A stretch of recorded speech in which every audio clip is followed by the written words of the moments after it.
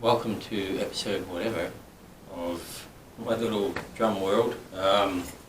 Taking a break from the gear at the moment, and just wanted to quickly talk about the idea of artist deals and endorsements. Basically, an endorsement or an artist deal, obviously you get in touch with the company agrees to cut you some form of deal on their equipment, reduce cost, support, all this kind of stuff. And in return, you use their gear and you tell people why you'd like to use it. It's a symbiotic relationship, Endorsements these days they're very hard to come by because economic times are difficult for everybody. Major companies, small companies, everyone's suffering a bit. A lot of the emphasis on music has shifted away.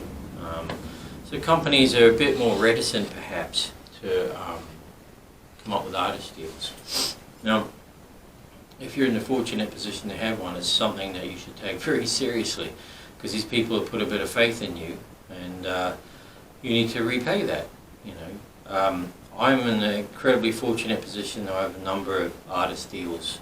I have a deal with Peisty, I have a deal with Mapex drums, Duelist pedals, and now I use the snare drum, beautiful copper snare drum. Also Vincent Sticks, the Swedish company, and of course hard cases. I'll do another episode about cases, which is more interesting than it sounds, soon. But yeah, so I'm really in a very fortunate position to have artist deals with these people, and the reason it's fortunate, yes, it saves me money when I replace or renew equipment, but most importantly, I really believe in this stuff. These are the best cymbals, end of story. For me, I've always thought Peisty were the best. I'm not denigrating other equipment or anything like that, but Peisty are the ones that, to my ears, they just sound the business, always have. Mapex drums, spoke about them before, they're just fantastic. The Duelist pedals are amazing, they're very clever. I'll do a thing about pedals soon. They're very clever because they're made of an engineering polymer, makes them very light, very mobile, great pedals. And as I say, I've added a Duelist brushed copper snare to my armory, and sits alongside the Black Panther snare drums that I use, which are an offshoot of Mapex. Hard case, various parts of my kit have been around the world and never suffered a scratch or a dent, because hard cases are absolutely fantastic. So I'm really fortunate to have all these endorsements. The sticks, a very disposable kind of item. You break sticks, you go through them, you lose them. Sometimes you give them to people in the crowd, whatever, and you come to an understanding with a stick manufacturer that it saves you money and hopefully promotes their gear too. Once again, they are the best sticks I've used. I love them, So, because that's what an endorsement is. It's an artist deal with a company. It shouldn't be about collecting logos to stick on your photograph and all this kind of stuff. It's because you believe in the gear. That's what it's actually about. And it's funny. I know a couple of guys elsewhere, and they've got guitar endorsements with small companies, custom built stuff, and they go, oh yeah, I'm endorsed by so and so. It's fantastic. Blah blah blah blah blah. But they don't use them. They don't even like them. They're beautifully made, but they're not made for them really, for whatever reason, and that's a shame. It's a waste, Having an artist deal or an endorsement doesn't necessarily make you anything special, and not having one doesn't make you anything less. Right?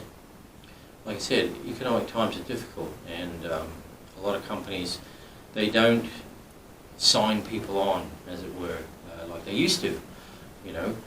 But by all means, if you feel you're in a position to add something to their roster, get in touch with these companies. If you use their gear and you believe in it, they'll like to hear from you anyway. I had a good friend, or have a good friend, called Jim, who always is a guitarist. He played Marshall all his life, loves it. And I remember he took a Marshall head into the factory to be serviced. And he had no endorsement or anything like that, but they treated him like royalty. He had coffee, he got shown around the factory, met Jim Marshall. That's fantastic. He wasn't endorsed by Marshall or anything like that, but he he believes in their gear, and they appreciated that, and I like that.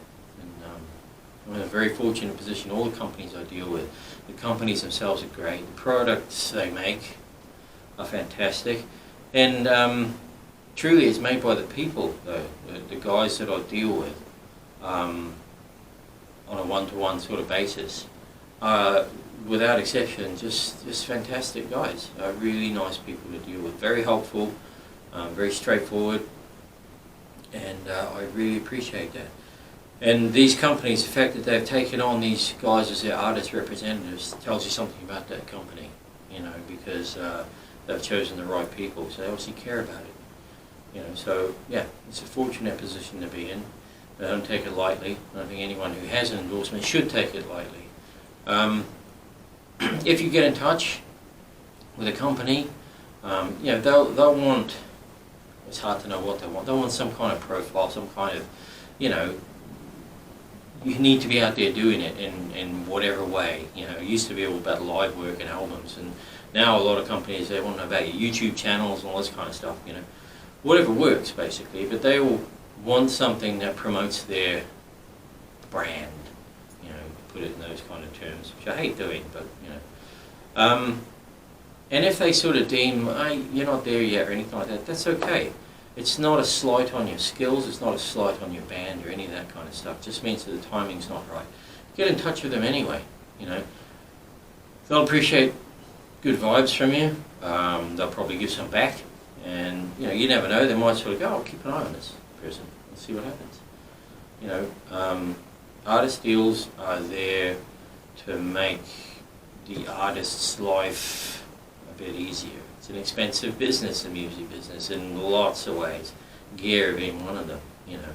So it's that symbiotic relationship. You know, these people will help you out a little bit, and you do your best by them, you know.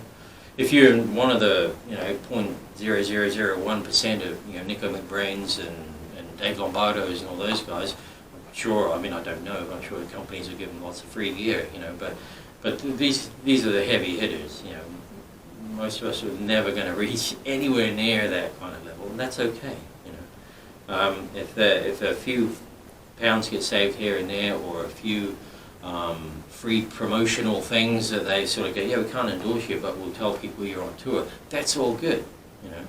In the meantime, just enjoy the fact that these fantastic companies make this kind of gear that allows us to make the noise we make, you know.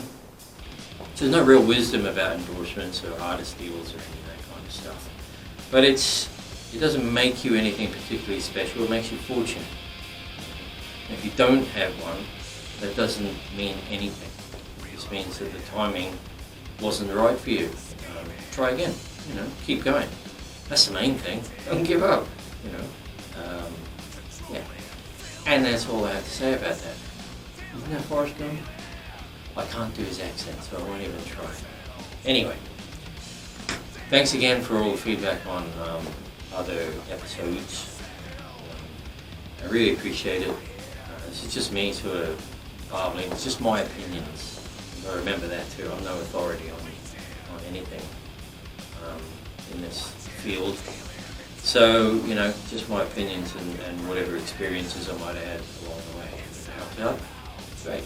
If not, great. All right, see ya.